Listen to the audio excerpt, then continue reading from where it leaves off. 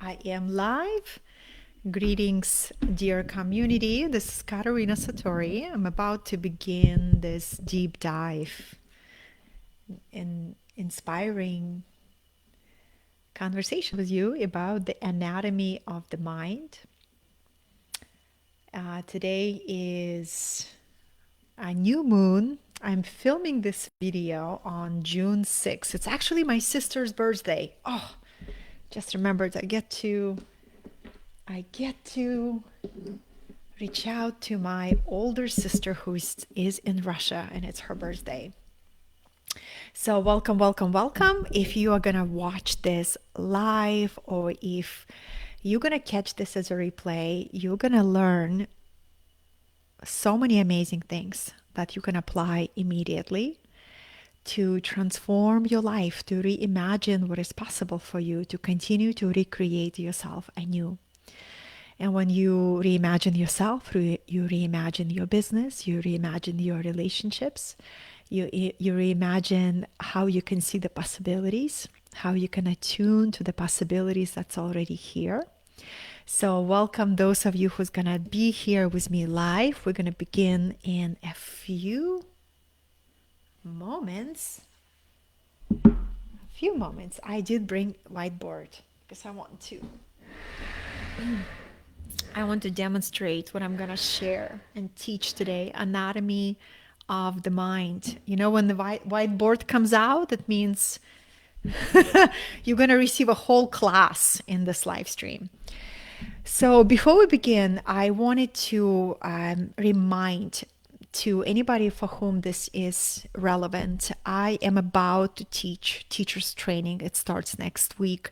I am keeping this group to only 10 students. I do this very intentionally, and we have 3 spots left. 3.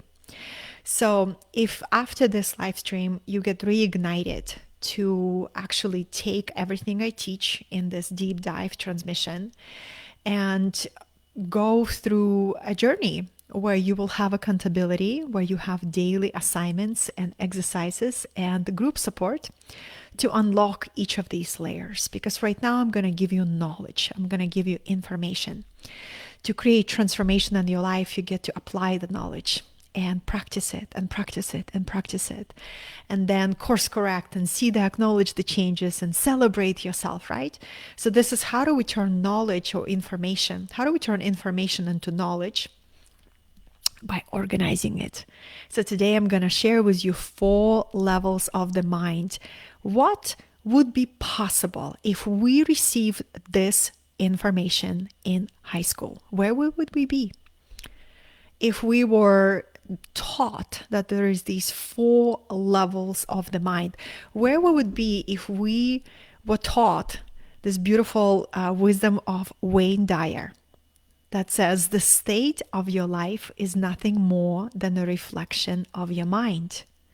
Who is here with me? Hey, Robert, good to see you. Robert James, good to see you. Is my sound okay before I begin sharing? So where would we be?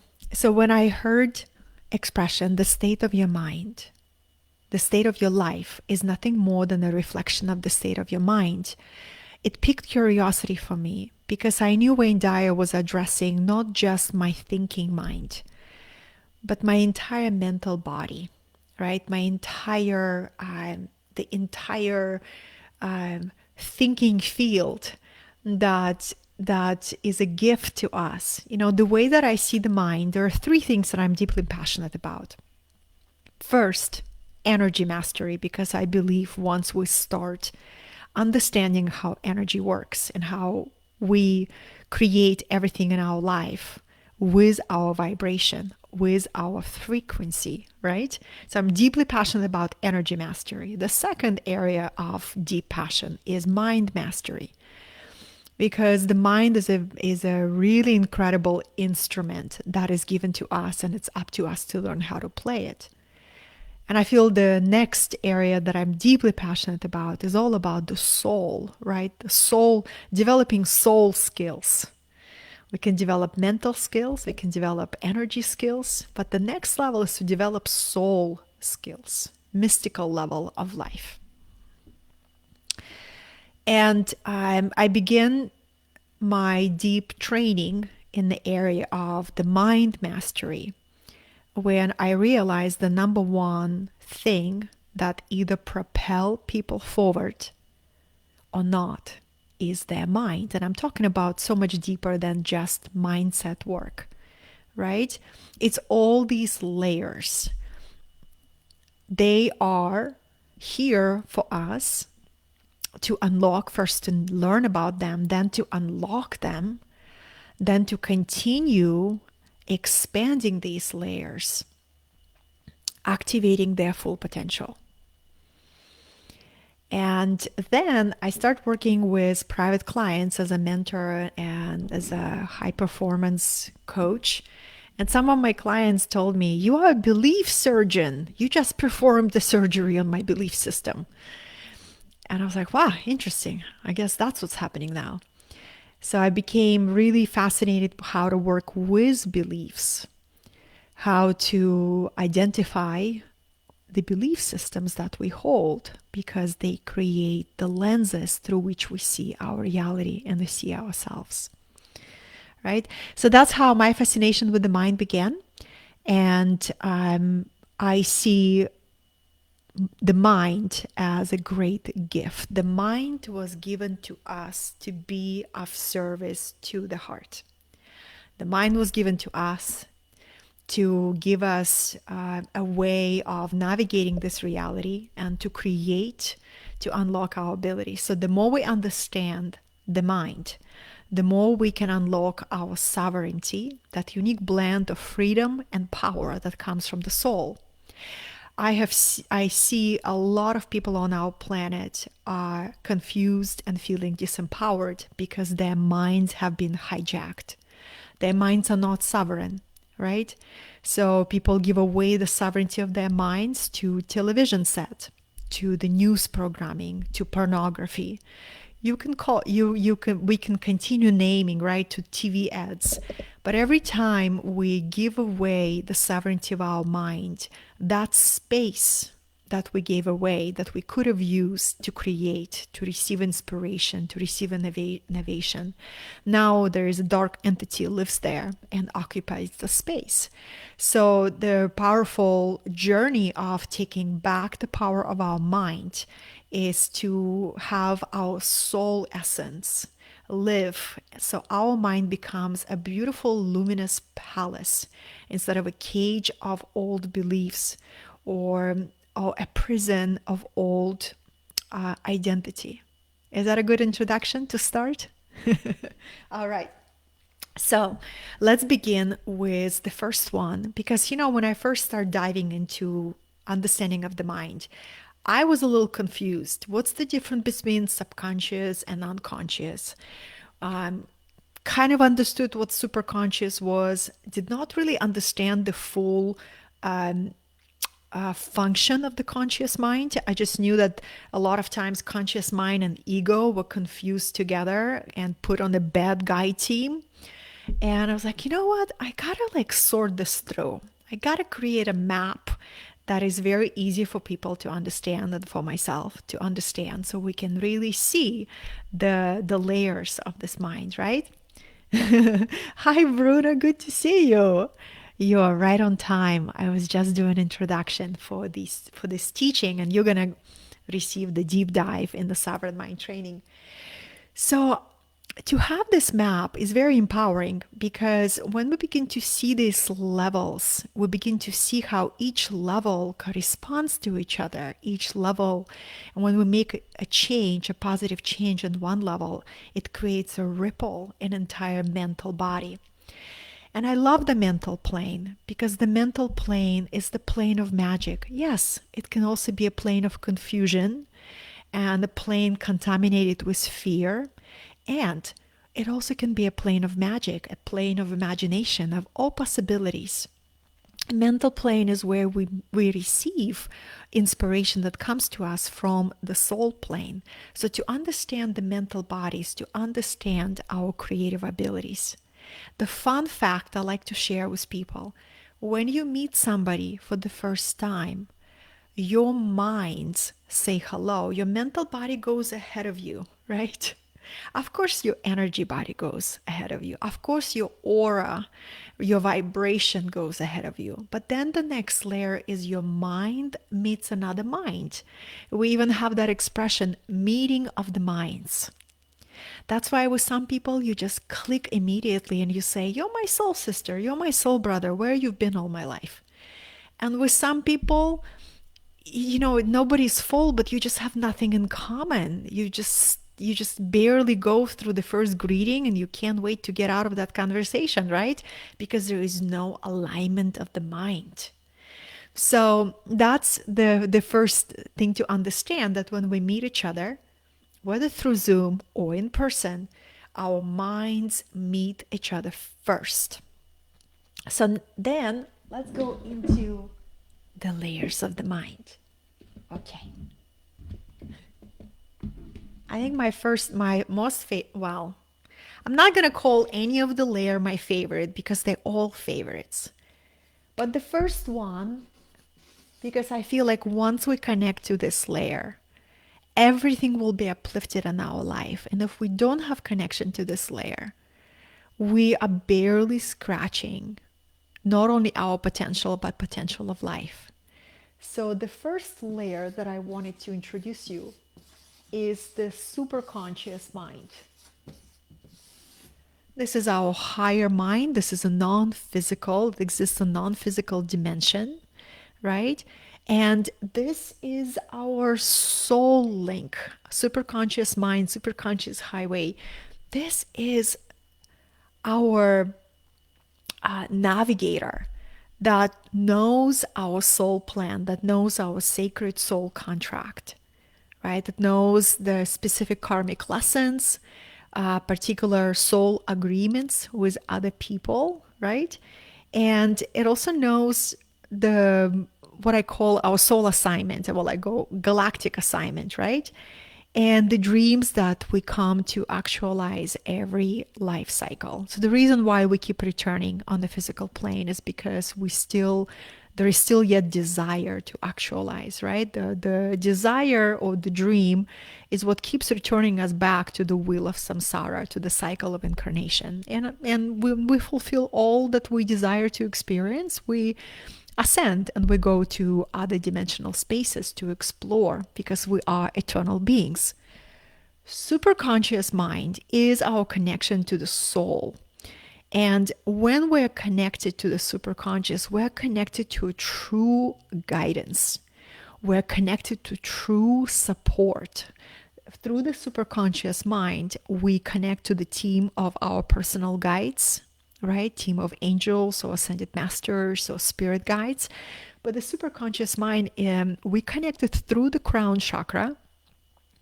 This is a divine connection that gets to be created and maintained. I often, when people come to me for support and they say, I don't feel like myself. I haven't been really feeling like I'm on my path. I'm looking for this next chapter. The first question that I ask after I listen the fullness of their situation: tell me about your daily spiritual practices. Do you have any? Why is it so important? Because our daily spiritual practice is our cultivation of the sacred. That mystical connection with the superconscious mind will not just be sustained by itself.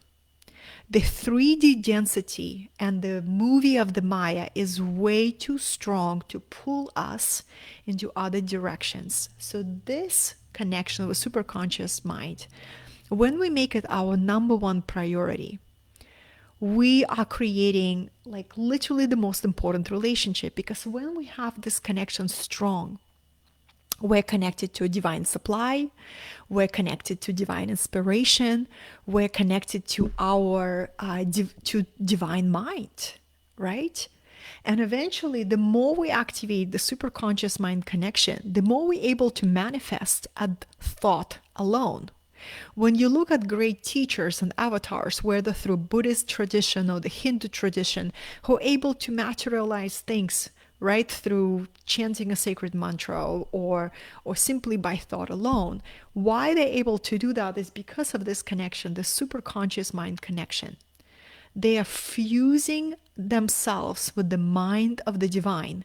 And when you activate the divine mind thoughts manifest instantaneously. So this could take us entire lifetime to make this connection strong, to have this mystical mind that is connected to oneness, that is connected to flow, the underlying intelligence of life, right? So to me, this is the most important connection every single day, right? So morning practice exists to serve this. Evening practice exists to serve connection this. And then every relationship in my life, whether it's a client, a personal relationship, parents, doesn't matter. Every relationship in my life benefits from the connection that I cultivate with my superconscious mind, because I see them as divine sovereign souls, right? So let's go back, let's go to the next one. Next one is the conscious mind, which is often misunderstood, right? A lot of times people say, get out of your head, get into your heart.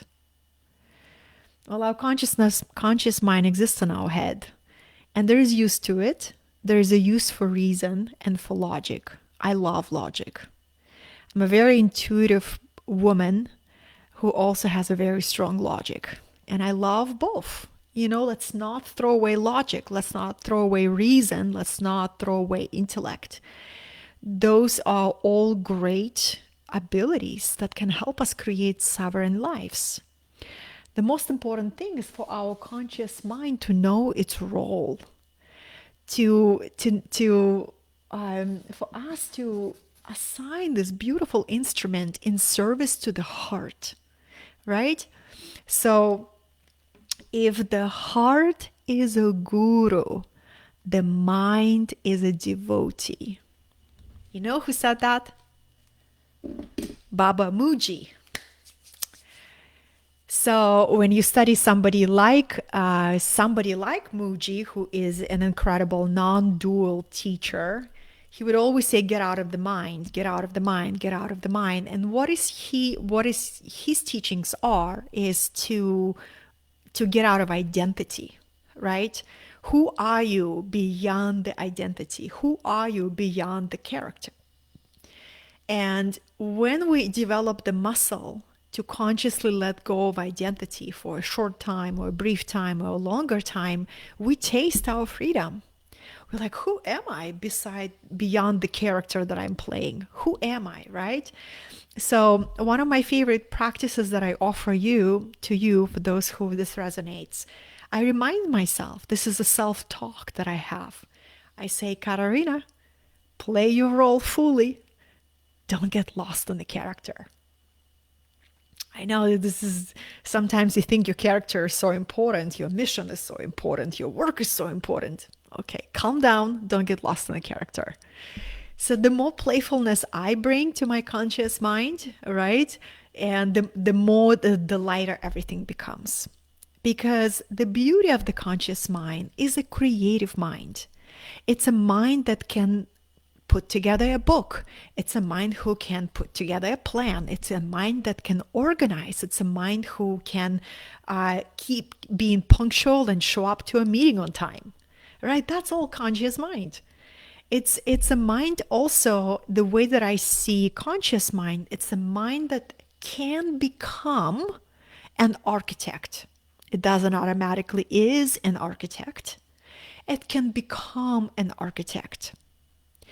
So in order for our conscious mind to truly develop its potential, the conscious mind gets to be trained in learning how to architect the reality, right? Just how if you go to a school of architecture, you may have inspiration, beautiful buildings. It reminds me of the book by Ayn Rand, The Fountainhead. So we may have a beautiful inspiration. Look at this amazing building. Wow, I wish I could live in a building like this. But in order to build the building, you're gonna go and you say, well, how do you draw a plan?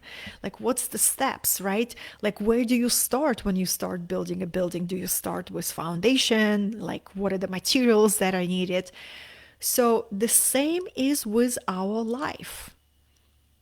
And conscious mind, when we truly take responsibility in developing our conscious mind, we're developing our ability to become an architect of our reality. We say, wait a second, superconscious mind is a navigator. There's a soul purpose, there's a soul destiny. But the conscious mind is here to be an architect. It's on the physical dimension. It's here because it knows how to read books, how to take classes, how to study with mentors, how to understand how the physical reality, physical density works. The conscious mind is awesome, right? Now, there is a lower level of the conscious mind that we often called ego, right? Or unconscious ego, where we have unconscious conscious mind. That's where it rules the show. That's where people say, oh my God, you're so in your head. I can't even feel you. One time I went on a date and with someone, and such a wonderful person, but I could not feel his heart. Like, his intellect was really lovely, and it was wonderful to exchange, business, visionary ideas. But we went on the walk and I couldn't feel his kind of like lower body, right? Because like the person was literally in his head. So you can feel it when somebody is in their head and have not made the journey from the head to the heart. If you are living in the heart, you're going to notice this energetically. And it can be a longer journey. It can be a journey where you will be required to do some somatic experiences to awaken the heart, but it's going to be so worth it. So the conscious mind, when it's not awakened, it thinks it's in charge. And it's a fearful existence because the conscious mind doesn't have the capacity to see the full picture like the superconscious mind. So the conscious mind, it's only a matter of time when it's going to back itself in the corner. Unilluminated conscious mind, it's only a matter of time when it's going to just keep finding itself in addictions, right?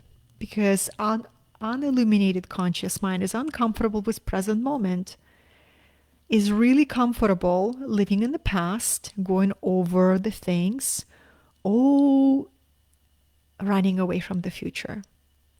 This used to be my story, I used to be just never present, and I was always looking for the next thing. I remember that chapter in my life where I just couldn't sit still. I was so restless. And it was always on the go, full schedule, work, create, travel, explore, but just do anything not to be still. Why? Why was presence so terrifying? Because when you're truly present, your mind is silent. And when you haven't developed your ability to have a silent mind, there's a lot of work, right? So the conscious mind is a thinking, creative, personal mind, a captain of the ship. And once you have a communication between a navigator and the captain, now you begin to move. Now you begin to move forward in alignment. And imagine if the captain is not listening to the navigator. The captain has its own idea, not receiving the signs from the soul. Then we have what it's called lack of joy or lack of fulfillment or lack of peace as our experience of life. We're feeling torn apart. Our head tells us we gotta want that. But our soul says, don't drag me there. This is not my path, right? So what's the next layer? Ooh, okay. The next layer is subconscious. So I love subconscious mind. I love it so much because it's a place of magic, right? So the subconscious mind is aware of all memories, conditioning, and programming that you have gathered in this time, right? So this is, subconscious mind. Another way I describe it, if subconscious mind is giant recording device. Everything that has ever happened to you and for you, around you, your subconscious mind is a recording machine. Records absolutely everything, every emotion, every impression, every thought, every experience. It's 1,000 times more powerful than your conscious mind. It's really important to get to know this layer of the mind, right? It's so important. So the subconscious mind is sort of like a basement. And when I work with somebody who is keep experiencing the same pattern, whether they have a pattern in relationships or a pattern in their career, a pattern in their body, right? What I'm curious always is, where is the conflict between a conscious intent for change and transformation that this person says they're ready for, and unconscious stress or unconscious resistance that is running in the basement of their subconscious mind. And that conflict is what creates this, feels like a defeating experience where you take 2 steps forward towards transformation and then you sabotage yourself. You start working out and you're like, I am going to transform my body. This is the year. My birthday is coming up. This is the year. I am going to do that, right? And you hire like a fitness trainer. You clear out all your cabinets from bad food. And you're like, I am doing it. And the first week you feel victorious. The beginning of any new transformation is the easiest because you're just running on euphoria and adrenaline of a possible new future, right? And then comes the messy middle where all your resistance comes up. And on the second week, you find yourself with a bottle of wine and chocolate, and you're like, I can't believe what is happening to me, or an ice cream, whatever is your vice. Like, I can't believe what's happening to me. I was off on a good start.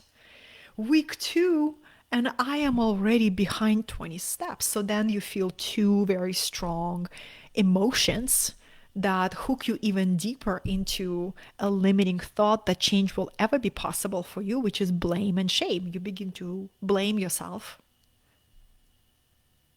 I don't have any self-discipline. This is horrible. This never works. It'll never work. And shame. I can't believe I just finished the bottle of wine.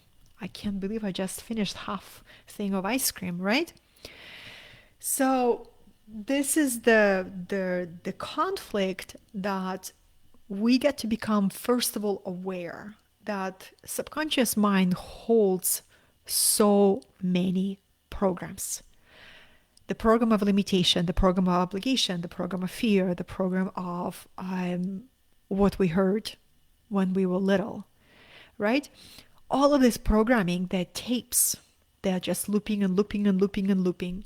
When I became aware of that, I became absolutely relentless in examining my subconscious mind. And there's ways to do it. There's a gazillion ways to do it. I found one that is the fastest one that I'll be teaching at Sovereign Mind Teachers Training next week. And it's the way to neutralize the stress that limiting beliefs create in your body. Pretty much any thought that any negative thought that you have, or any thought that that brings you stress, is not a true thought. It doesn't come from your superconscious mind. It comes from the conflict of the belief system and the conscious intent. Wait, but there is one more layer. Before I enter the unconscious mind conversation, I want to highlight the beauty of the subconscious, because subconscious is an innocent. It's an innocent layer of the mind. It's not here to sabotage us. It's not here to work against us. it's, it's very pure. It's like a TV set that you get to program, right? You get to unprogram the old programming and program new software. So once you start working with your subconscious, wow, you have this genie in the bottle that when you sleep, it begins to orchestrate synchronicities, opportunities, sacred encounters for you. The key is to learn to work with your subconscious and start the feeling that, oh my gosh, subconscious is like here to trip me over and sabotage me, right? So subconscious is a beautiful, innocent power that is waiting to receive commands from you. And what subconscious responds, only two things. If you walk away from this live stream, live or recording, if you're going to remember this can change your life, like hugely change your life. Your subconscious mind, which is 1,000 times more powerful than your conscious mind, responds to only two things. Number one, repetition. Number two, habit.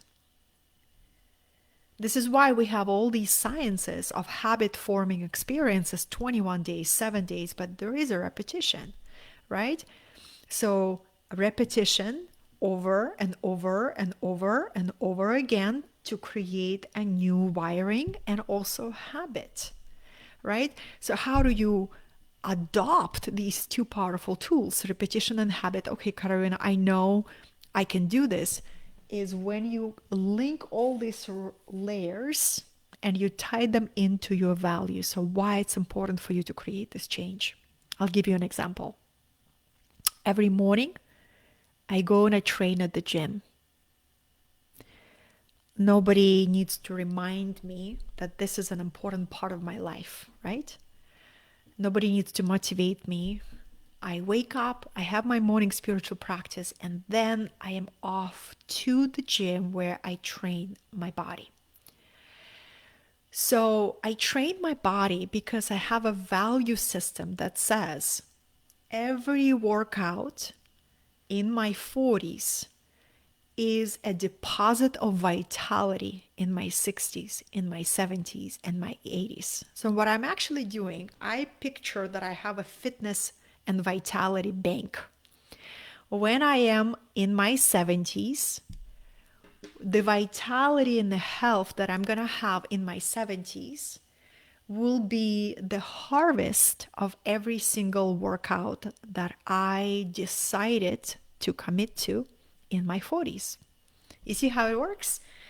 You basically tie in a habit or a discipline or a practice to something that is so much bigger than a daily effort to actually get your booty in the gym and sweat and feel the resistance and feel the pain. If you work out and if you don't feel like you are actually putting some effort, you're not making any transformation. This is another reason why I often bring fitness as a powerful metaphor for change, right?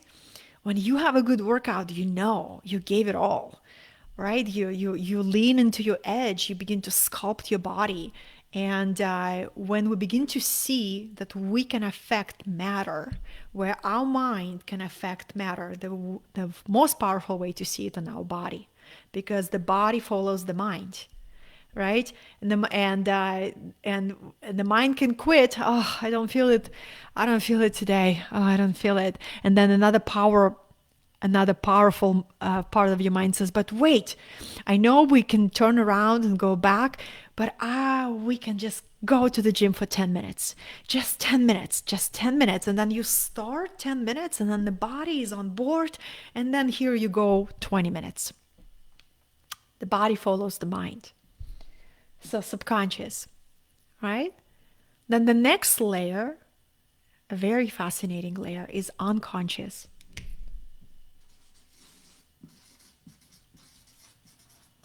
Unconscious. And what is unconscious? Well, unconscious is connected to all our other lifetimes, our parallel lifetimes. Unconscious layer is also connected to the ancestors of your bloodline. So this is powerful Because when you understand that, now we have an exciting journey that we can take into a past life regression. Where do we go?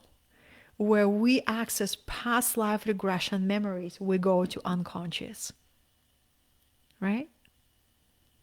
This is really powerful because when I meet people who have unexplained phobia, me including, right?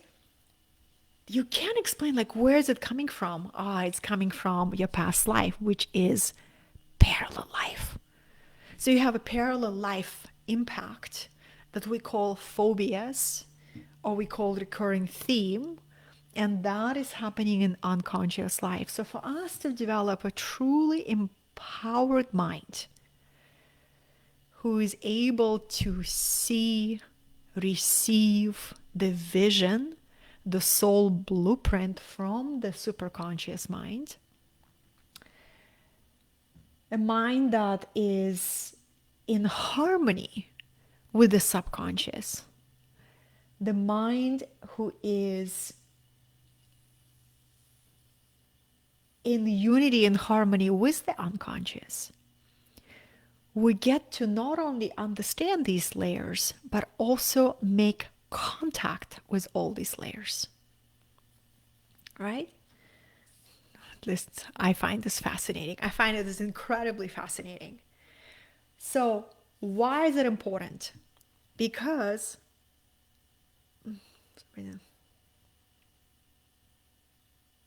my dear ones, when we develop a true nature of the mind, the true nature of the mind is a luminous, calm, serene witness consciousness. And to know that that's the potential, and Paramahansa Yogananda, a great yogi, said, a calm mind doesn't make mistakes. So imagine if every person who is in leadership in our government, in our business, in our society, truly developed a luminous mind, a mind that is still, a mind that is present, a mind that is calm, a mind that is connected to the soul plane. Where would we be as a society? Where we would be as humanity? So, in order to work with each level of the mind, I'm going to offer you two practices. There is different tools for each level that I don't have the time and space to go through, but two that apply to every level I'm going to share with you. The first tool is called breathwork. Breathwork is not just once a year in a spiritual retreat where you experience a breathwork. From my personal practice, when we begin to breathe correctly, we begin to live correctly. Breath is the ruler of the mind. We can't even access the true potential of meditation if our mind is not still. So breathwork for me comes first. We live in the times where most of us are shallow breathers. We don't oxygenate our brain, which creates premature aging, right? And we're more vulnerable to stress and overwhelm.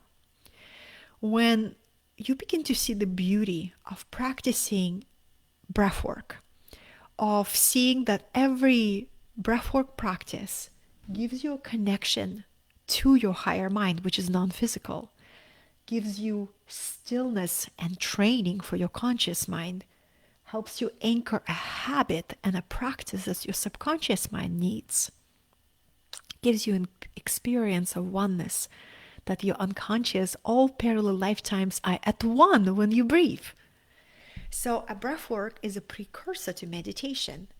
And why meditation? Why every single spiritual tradition, including, you go to Buddhism and all you see is these statues of Buddha. This used to be such a curiosity for me. Why? What's the point of these statues? Well, those civilizations wanted to leave a message that would endure across all times. And they said, if we're going to put a Buddha statue, this is a symbol, this is a sign, this is how you awaken to who you truly are, by going within, by learning to still your mind, by accessing deep dimension. Isn't that beautiful? So, meditation and breath work can truly transform the way you see your life, you see your mind, you see other people, right? And then the other parts of the mind training, more specific mind training. I have a whole page here, right? Because I'm truly fascinated by this topic. The superconscious mind, the way you create that connection is through prayer, through mystical prayer, through ritual, through visioning. There's a difference between visualization and visioning. I'm going to teach the art of visioning in the teacher's training that starts next week. Deeply transformative. Also, the conscious mind really responds to things as vision boards, visualizations, right? So there's two different ones. Automated writing, conscious language, concentration, mindfulness. Subconscious mind, as I already named in this video, responds the fastest to repetition and habit. It also responds beautifully to hypnosis, to deep relaxation, to altered state of consciousness. Unconscious mind responds to past life regression, which is such a beautiful therapy. I practice that as well. It came to me when it was time to retrieve this past life ability. And I have found myself encountering this unexplained tension with my older sister, whose birthday is today. I'm going to call her after this live stream. And I couldn't understand where that tension was coming from. But this unexplained animosity, lack of warmth, or sudden envy or sudden attacks. And probably around 7 or 8 years ago, I went to see an elder who has been a spiritual healer for 30 years. And she asked me if there is any interpersonal relationship where I don't experience the fullness of peace. And immediately my older sister, who's in Russia, came up. And I said, it's my older sister, and I'm having this really strange experience that I feel this unexplained animosity and anger towards me that creates coldness and distance. And we never had like this deep sisterhood. And the healer said, it's not from this lifetime. Here's your opportunity to practice past life regression on yourself. Go travel into the unconscious mind and learn who your sister was before. And it was one of the most amazing experiences of my life. She just gave me a few pointers. I took a journey intuitively, took myself through trance. And I connected to a parallel lifetime, past lifetime, where my sister was actually my mother. And we had this incident. So I went into that past life and I did a past life repair, right? And all I can tell you, within 48 hours, I received a message, an audio message from my older sister with such warm energy, like I've never experienced that energy from her before. Not only she reached out on her own, she asked me for spiritual guidance, which she never ever asked me. She said, how do I connect to my heart? I almost fell off the chair when I received that message. And ever since that moment, ever since that past life repair that I was able to do with my older sister, our relationship began rapidly improving. Does my older sister know about this past life repair? No, she doesn't have the consciousness to really understand it. So I just keep it to myself. I go and I create this transformation or do this work on a relative that would not be able to comprehend, right? Like not all your relatives need to know what you do in your shamanic practices. You can ask permission from the soul level and be the one who brings the healing and the repair in the lineage. So this is what unconscious mind is, a past life regression. You can also find Akashic records here, Akashic healing and astral projection, right? So all of these beautiful gifts, these are the layers of the mind. I wanted to do this sort of a training on a live stream because I know it will live on. I will post it on YouTube, and the YouTube videos, it's like a message in the bottle. People find them in 4 years from now, 3 years from now. Because once you understand these levels, also you can see it as a building, right? This is the top of the building. Well, this is non-physical. This is like the sky. And this is the top of the building. This is the basement. And this is the ground that you stand on, right? You see how when you make a shift in belief system, everything begins to shift in the past life regression, everything begins to shift, where you take command of your conscious mind and you say, wait a second, I thought I gotta like wait for somebody to tell me what my life vision is. No, that's actually my responsibility. I get to become curious. Where is my passion? What excites me? What is my bliss? What are my gifts? What is my potential? It's up to me to imagine a new vision for myself. Nobody's going to come and nobody's going to chew it for me. Nobody's going to give me a manual of how to live my life. It's up to me. Conscious mind empowerment, right? This is why when we begin to become fascinated by how do we architect our reality, we may be inspired to attend visionary retreats where you actually have a visionary mapping.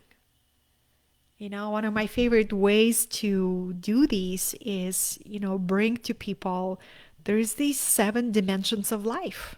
And each dimension first gets to be imagined, right? There's a spiritual connection, body connection, there is relationships, there's your career, there's your creativity, there's your finances, there's your contribution, and all these dimensions. It's impossible to master all of them at once, but it is possible to attend to each of them. And then gradually over time, we begin to bring all areas of our life to a deeper harmony. All areas of our life begin to bloom in a new way. So that's the potential.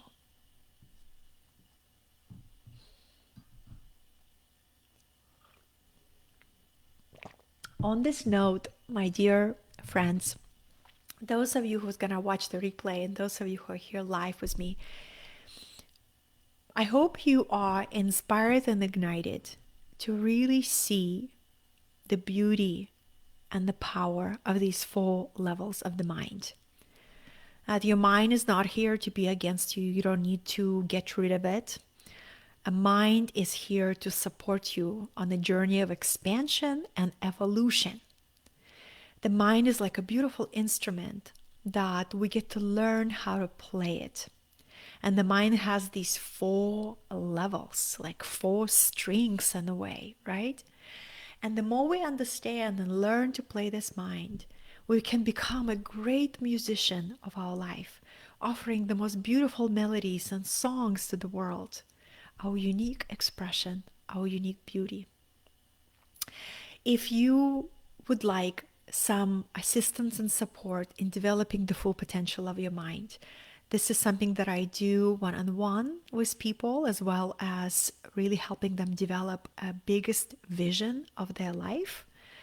You can come to my home in California for one of the visionary days that I host every month. And if you'd like to have a group experience where I provide accountability and very beautiful structure where you can learn how to activate all these levels, plus how to work with the teachings of universal laws to truly become the magician and the alchemist of your reality. The Sovereign Mind Teachers Training starts next week, and I'm going to post the link underneath this video. We have 3 spots left. So if it calls you, I am teaching this curriculum once a year. Last time I taught it was 4 years ago. One of the things that I do, I channel these curriculums, so I bring whatever's coming through as a divine assignment. I can never guarantee you that I'll bring it every year, right? No guarantees. There's simply this invitation that it's available here and now. And if you recognize it's for you, join us. It's going to be a deeply transformative journey. And as a teacher in my modality, you get to receive all the tools and all exercises and practices that I use to transform each of these layers, that you can take it to your clients, to your community, to your own life, to your leadership, to your business. I hope I get to see you either in this learning experience or in any other teaching experience that I constantly offer and weave, because this is my deepest passion. And thank you for sharing this time with me. If you found value in this live stream, please feel free to share it with your community. Deep appreciation. May you have a beautiful, sovereign, empowered, luminous mind. May it will reflect in your life.